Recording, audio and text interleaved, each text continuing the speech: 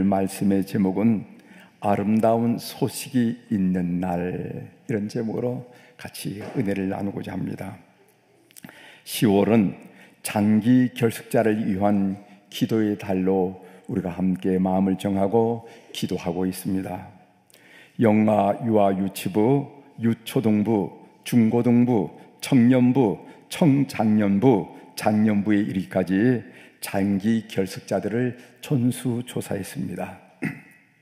이 캠페인에 교회학교 교사들의 협조가 있었고, 청년부의 CL 리더들의 협조가 있었고, 청장년부의 속회 인도자들의 협조가 있었고, 각 교구의 속회 인도자들이 많이 협조해 주셨습니다.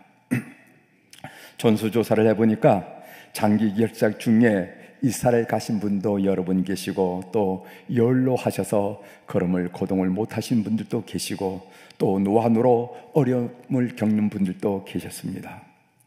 무엇보다도 장기 결석자들을 위해서 기도하는 일이 중요합니다. 성령님께서 찾아가셔서 잠든 영혼을 일깨우고 병든 영혼을 치유하고 죽은 영혼을 살리는 그런 역사를 하시도록 여러분들이 기도를 모아주시기를 바랍니다. 그래서 그들의 믿음이 회복되고 예배를 회복하도록 기도해 주시기를 바랍니다. 오늘 본문입니다. 아람 왕 벤하닷이 사마리아 성을 포위했어요. 아람 왕은 성을 공략한 것이 아니라 포위한 채 고사 작전을 펼쳤습니다. 성 안에 있는 사람들을 굶겨 죽이는 것이었습니다. 성 안은 비참한 상황을 성경은 이렇게 적어 놓았습니다. 우리가 앞장에 있는데 열왕기하 6장 25절 중반절에 보면은 나귀머리 하나에 은 80세겔이요, 평상시에는 먹지도 않던 나귀머리를 은 80세겔을 줘도 살 수가 없었단 말이죠.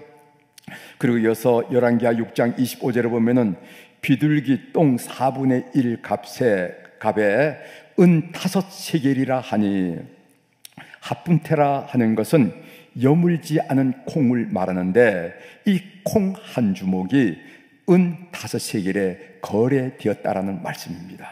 심지어 열왕기하 6장 29절에는 이런 보고를 하고 있습니다.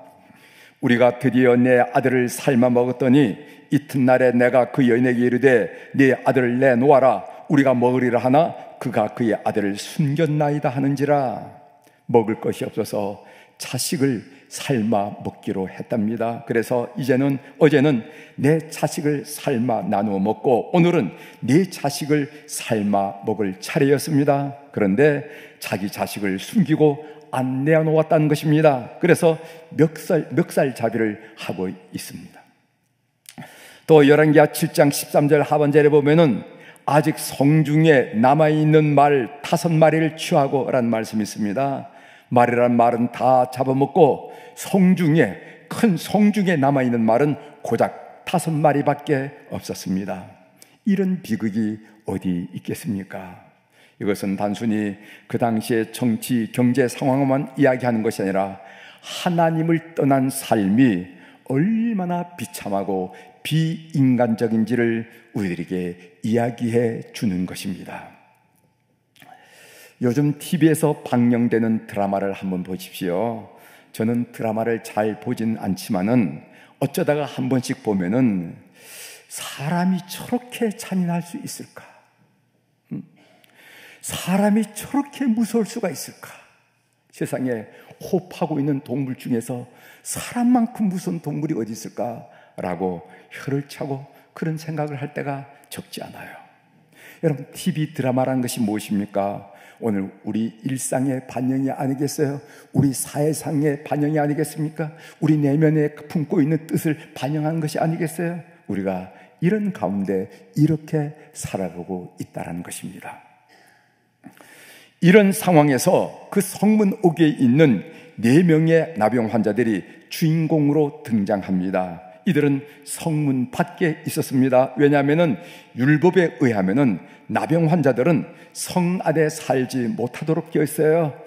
사람이 병이 옮길까봐 사람 사이에 섞여 살지 못하도록 조치를 했습니다. 따라서 이 나병 환자들은 성문 밖에서 친족들이 제공하는 음식을 기다리고 있었을 것입니다. 그런데 성한 사람도 굶어 죽을 판인데 누가 이 나병 환자들에게 먹을 것을 갖다 주었겠습니까?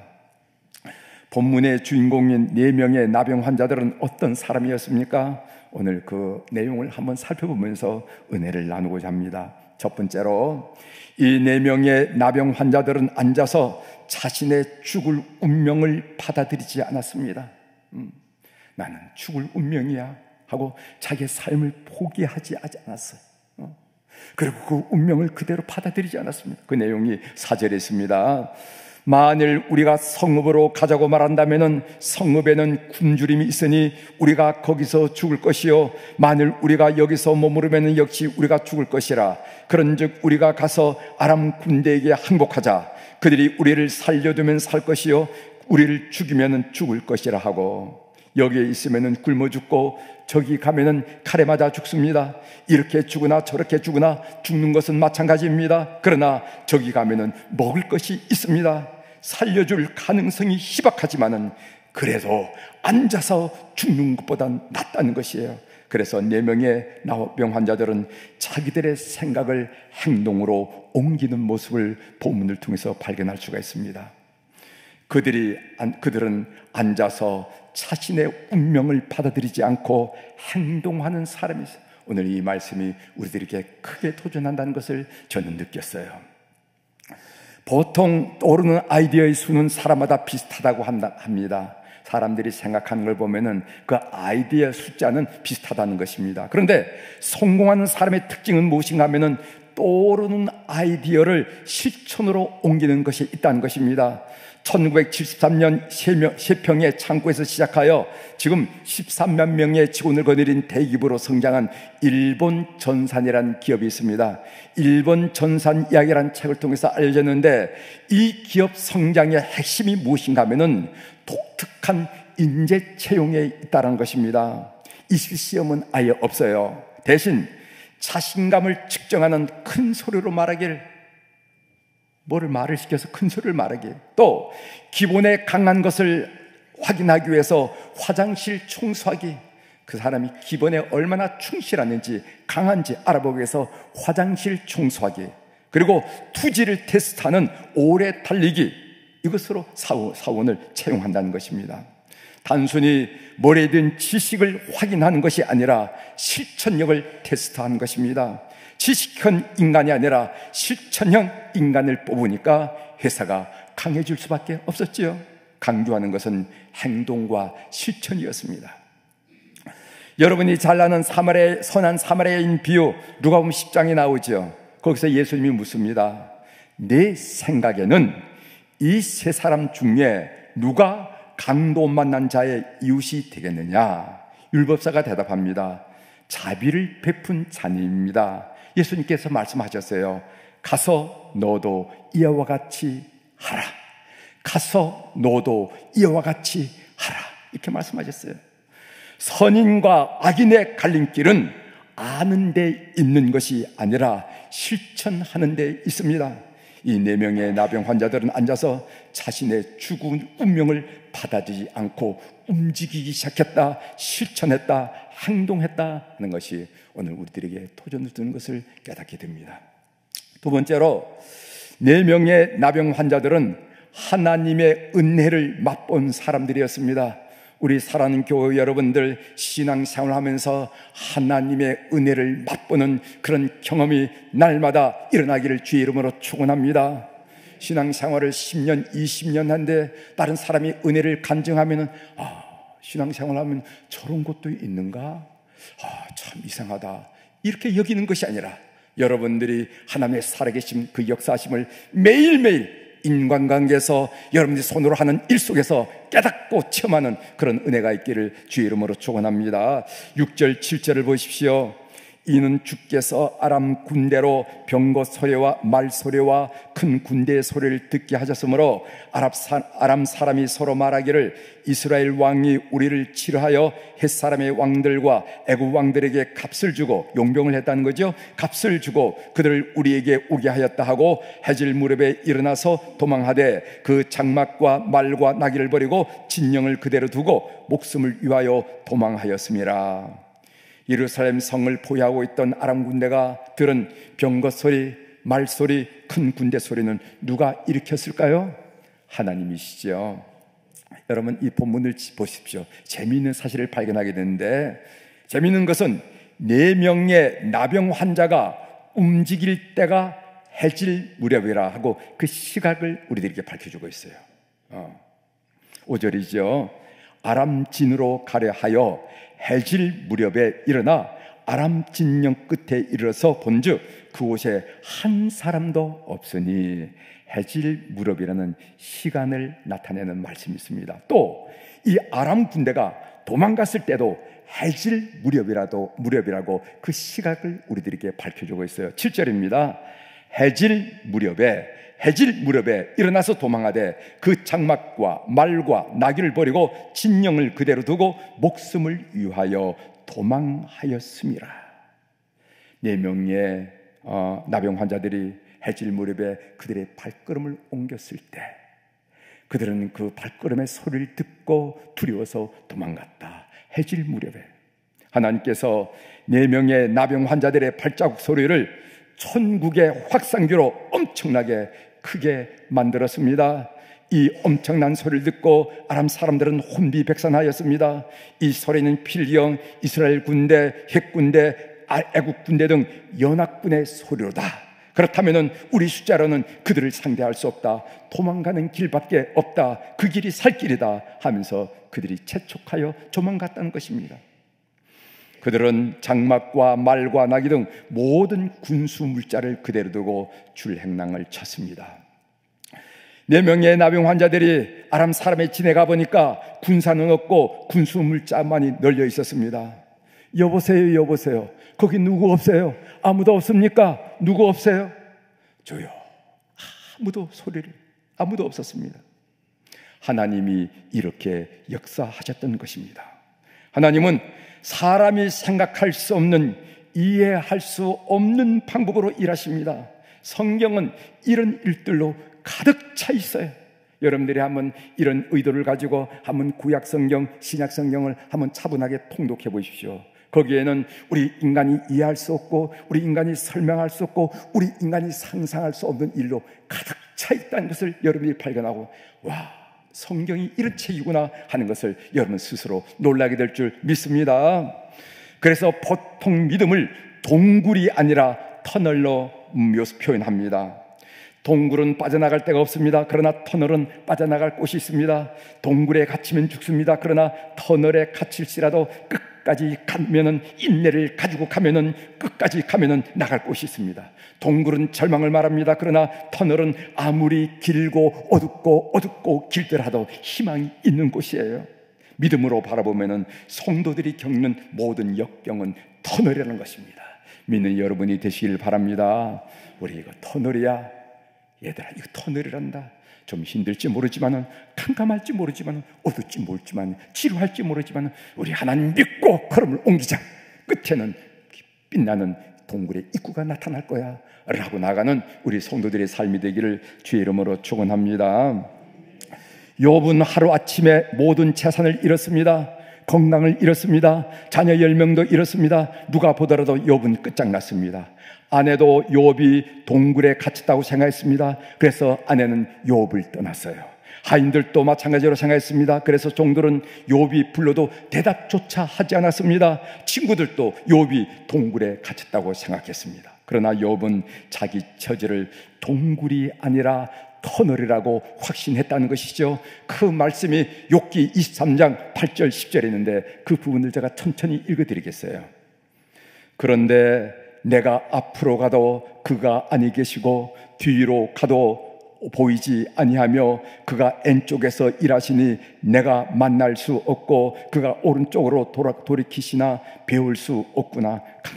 답답하다는 거지요. 절망스럽다는 거지요. 그러나 내가 가는 길을 그가 아시나니 그가 나를 단련하신 후에는 내가 순금같이 되어 나오리라. 하나님을 향한 믿음이 주는 놀라운 소망이고 비전이고 확신이고 그 믿음의 결과라는 것을 우리들에게 보여주고 있습니다. 4명의 나병 환자는 이런 하나님의 은혜를 맛본 사람이었다는 것이 성경이 우리들에게 고지하고 있다는 거죠. 세 번째로, 4명의 나병 환자들은 좋은 소식을 나눌 줄 아는 사람들이었습니다. 9절에 보면은 나병 환자들이 그 친구에게 서로 말하되 우리가 이렇게 해서는 아니 되겠도다. 오늘은 아름다운 소식이 있는 날이거늘 우리가 침묵하고 있도다. 만일 밝은 아침까지 기다리면은 벌이 우리에게 미칠지니 이제 떠나 왕궁에 가서 알리자 하고, 네 명의 나병 환자들은 정신없이 널려있는 군수 물자들을 챙겼습니다. 얼마나 신이 났겠습니까? 담고 또 담았습니다. 그러다가 불현듯 이런 생각을 하게 되었습니다. 성 안에서 사람들이 굶어 죽어가고 있는데 우리만 이렇게 챙긴다면 천벌을 받지 않을까? 굶어 죽어가고 있는 사람들에게 이 소식을 알려준다면 얼마나 좋아할까? 그래서 오늘은 아름다운 소식이 있는 날이라고 성 안으로 뛰어갔던 것입니다. 전도는 은혜로 하는 것이죠. 강요한다고 되는 것도 아니고 하고 싶다고 되는 것도 아니에요. 전도는 여러분도 경험하셨겠지만은 은혜를 받으면은 은혜는 자연스럽게 흘러가게 되었습니다. 이것이 하늘나라 법칙이에요. 이렇게 고백하는 성도를 봤습니다. 내가 예수님을 믿고 예수를 믿어 얼굴이 바뀐 것을 보고 나를 아는 사람이 예수님을 믿었습니다. 이렇게 고백한 사람을 봤어요. 예? 여러분, 그전까지나 세상의 모든 무거운 짐을 홀로 지고 있는 것 같이 늘 얼굴에 수심이 가득, 근심과 걱정의 그림자가 가득 끼었어요. 웃는 것을 본 적이 없습니다. 웃는 것을 본 적이 없어요. 항상 팔자상을 찡그리고 시간만 있으면 한숨을 쉬고 그런 사람이 날 추석달 보름달처럼 마릅니다. 얼굴이 환히 펴져 있으면서 입가에 보니까 무슨 소리인지 모르지만 노래소리도 들리고 얼굴이 너무 달라졌거든요. 그럼 물어봤습니다. 아니, 얼굴이 왜 이렇게 달라졌냐고. 당신이 이런 얼굴이 아니었는데. 그때 그분이 얘기하는 겁니다. 나 교회 다니기 시작했어. 나 예수님을 만났어. 이렇게. 그래, 그런 예수님이라면 나도 한번 좀 가봤으면 좋겠다고, 궁금해서 죽겠다고 하면서 따라 나와서 예수 믿으라는 거예요. 오늘 이 땅의 기쁜 소식은 무엇입니까? 뭐니 해도 예수 그리스도에 관한 소식입니다. 지난 주일에 저는 여러분들에게 나의 평생에 가장 복된 일은 이라는 찬송을 소개해 드린 적이 있습니다. 그 가사에 이런 내용이 있어요. 나의 평생에 가장 복된 일은 내가 예수님을 만난 것이라. 나의 평생에 가장 잘한 일은 내가 예수님을 주로 섬긴 것이라. 여러분, 그렇게 생각하고 믿고 계시죠? 아멘을 크게 해야 될 것 같아요. 무슨 소리를 하는가 이렇게 쳐다보지 말고 정확하게 들으시고 아멘을 크게 하시죠. 나의 평생에 가장 복된 일은 내가 예수님을 만난 것이라. 내가 좋은 사람들, 좋은 남편 만나고 좋은 아내 만나고 내가 하는 것 이상으로 잘 커준 우리 자식들 고맙고 감사하고 내가 좋은 직장 만난 거 다 감사한 일이지만은 그러나 가장 복된 일 따져본다면 내가 예수 그리스도를 만난 것이다 하는 이 고백을 진심으로 드리는 여러분이 되기를 주의 이름으로 축원합니다. 나의 평생에 가장 잘한 일은 내가 예수님을 주로 섬긴 것이다. 내가 이런 선택의 결정도 잘하고 저런 선택의 결정도 잘하면서 인생을 살아왔지만 내 인생에 가장 중요하고 잘한 선택은 예수님을 나의 주로 선택한 일이다. 이것이 여러분들의 진정한 고백이 되고 간증이 되기를 주의 이름으로 축원합니다. 이 세상 살 동안 내가 걷는 길이 때론 험하여 넘어질 때도 주의 강한 손이 나를 붙드시니 나는 예수님만 주로 섬기며 살리. 나는 주를 섬기는 것에 후회가 없습니다. 그렇지요? 또 혹시 어떻게 하다가 교회에 발을 들여놔서 뺄 수도 없고 한 발 더 들어 놓을 수도 없고 이거 엉거주춤하게 지금 그냥 살아가고 있는 중입니다 라고 말하는 분은 한 분도 안 계시겠죠? 그렇죠? 나는 주를 섬기는 일에, 주는 섬기는 것에 결코 후회가 없습니다. 이것이 나의 간증이요, 이것이 나의 찬송일세. 나 사는 동안 끊임없이 구주를 찬송하리로다. 여러분, 릭 웨렌이 쓴 목적이 이끄는 삶이라는 책에 보면은 인생의 목적 5번째가 뭐냐면은 우리 이웃에게 영원한 삶과 그리스도를 알리는 것이라 라는 그 지적한 것을 우리가 보게 됩니다. 인간에게는 목적이 있다는 거예요. 그냥 먹고 살다가 팍 죽는 게 그게 인간이 아니라는 거예요. 하나님의 형상을 닮은 인간에게는 목적이 있는데 그 목적을 여러 가지 나열한 중에 5번째가 뭐냐면은 영원한 삶과 그리스도를 알리는 것이 내가 살아가는 목적이고, 내가 먹는 목적이고, 내가 일하는 목적이고, 하루 3끼를 먹는 이유라 하는 것을 설명한 적이 있어요. 여러분, 현재의 삶이 전부가 아닙니다. 천국에서의 영원한 삶이 있습니다. 고린도후서 5장 1절에 보면은 만일 땅에 있는 우리 장막집이 무너지면은 하나님께서 지으신 집 곧 손으로 지은 것이 아니로 하늘에 있는 영원한 집이 우리에게 있는 줄 아느니라. 천국의 영원한 삶을 어떻게 우리가 이해할 수 있겠습니까? 우리의 머리로는 그 삶을 이해할 수도 없고 그리고 설명할 수도 없습니다. 그것은 마치 개미에게 컴퓨터 원리를 가르치는 거나 마찬가지일 거예요. 개미가 어떻게 컴퓨터 작동 원리를 이해할 수 있겠습니까? 개미가 컴퓨터 작동 원리를 도저히 이해할 수 없는 것과 마찬가지로 천국에서 영원히 산다는 것은 우리 인간의 머리로는 이해할 수도 없고 인간의 언어로 설명할 수도 없습니다. 고린도전서 2장 9절에 이렇게 말씀하고 있습니다. 기록된 바 하나님이 자기를 사랑하는 자들을 위하여 예비하신 모든 것은, 자기를 사랑하는 자들을 위하여 준비하신 모든 것은 눈으로 보지 못하고, 여러분 눈으로 본 적 있으십니까? 귀로 듣지 못하고, 여러분 귀로 들은 적 있으십니까? 사람의 마음으로 생각지도 못하였다 함과 같으니라. 여러분 어떤 상상을 천국으로 상상하고 계세요? 인생의 목적 중에 하나는 이웃에게 영원한 삶과 그리스도를 알리는 것입니다. 이 4명의 나병 환자들은요, 좋은 소식을 나눌 줄 아는 사람이었다는 것이 우리에게 도전을 주고 있어요. 이상과 같이 본문을 좀 정리하고요, 오늘 삶의 적용으로 한 말씀 좀 드리도록 하겠습니다. 본문에서 저에게 인상적인 것은 나병 환자 4명은 자기 배만 채우지 않고 좋은 소식을 성중에 배고픈 사람들에게 전했다는 사실이 참 인상이 깊었습니다. 여러분 그 당시 상황을 보면은 나병 환자들은 이렇게 할 처지가 아니었습니다.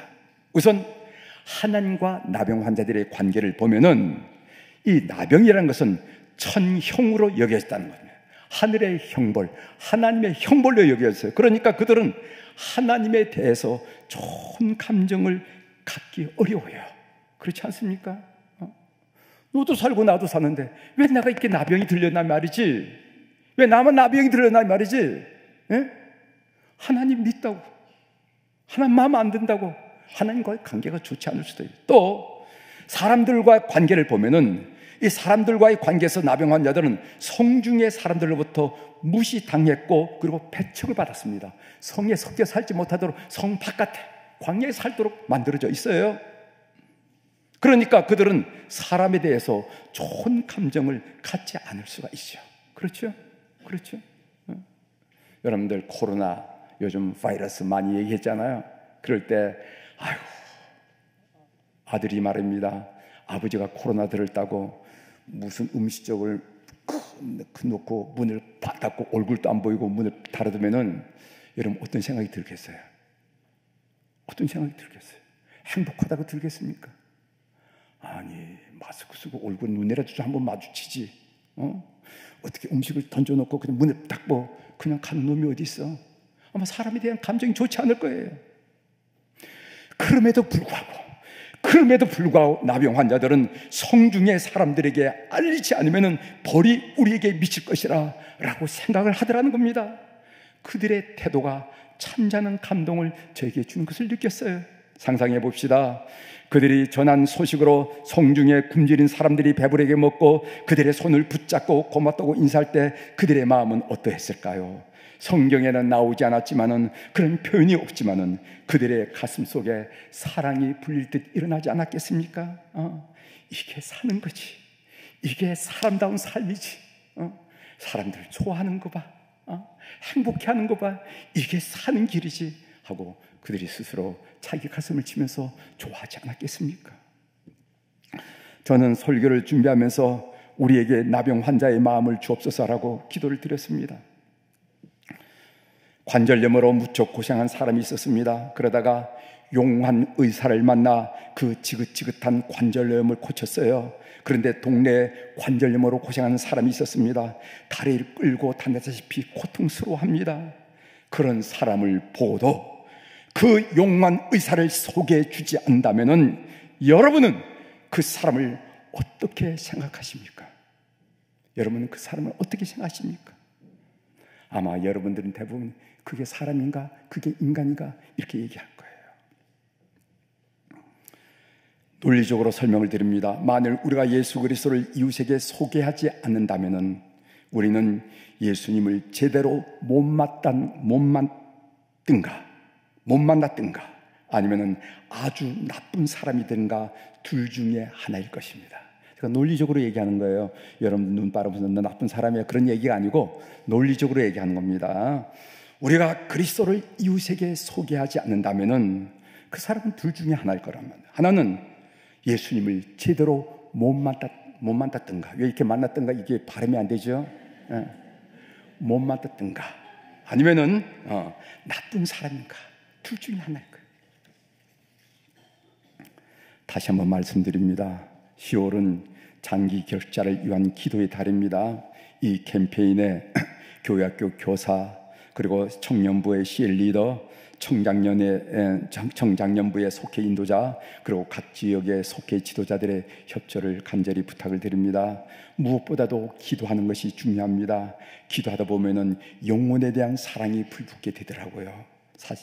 이상합니다. 기도할 때 그 사람의 얼굴을 떠올리고 그 사람의 이름을 불러보면 한두 번은 그냥 넘어가요. 무덤덤합니다. 그러나 그 일이 10번 이상 계속되면요, 이상하게 그 영혼에 대한 사랑이 내 가슴 속에 타오르는 것을 느끼게 됩니다. 이것은 제가 체험하기 때문에 여러분들에게 간증으로 말씀을 드리는 거예요. 한두 번은 그냥 넘어갑니다. 그러나 그 사람을 위해서 그 사람의 얼굴을 그리면서 3번, 4번, 10번, 20번 이렇게 계속 하다 보면 그 사람의 영혼에 대한 그 마음의 안타까움이 일어나며 그 영혼에 대한 사랑이 일어나는 것을 저는 느꼈어요. 성령님께서 찾아가셔서 잠든 영혼을 일깨우시고, 그리고 병든 영혼을 치유하시고 죽은 영혼을 살리는 그런 역사를 하시도록 여러분 기도해 주시길 바랍니다. 그래서 그들의 믿음이 회복되고 예배를 회복하도록 기도해 주시길 바랍니다.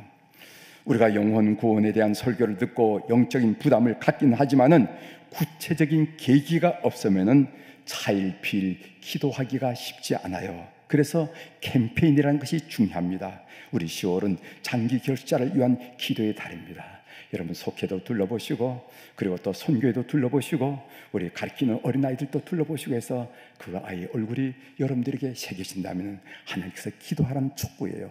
꼭 기도하셔서 하나님이 기쁨이 되는 우리 교우들이 다 되기를 주의 이름으로 축원합니다. 기도하시겠습니다.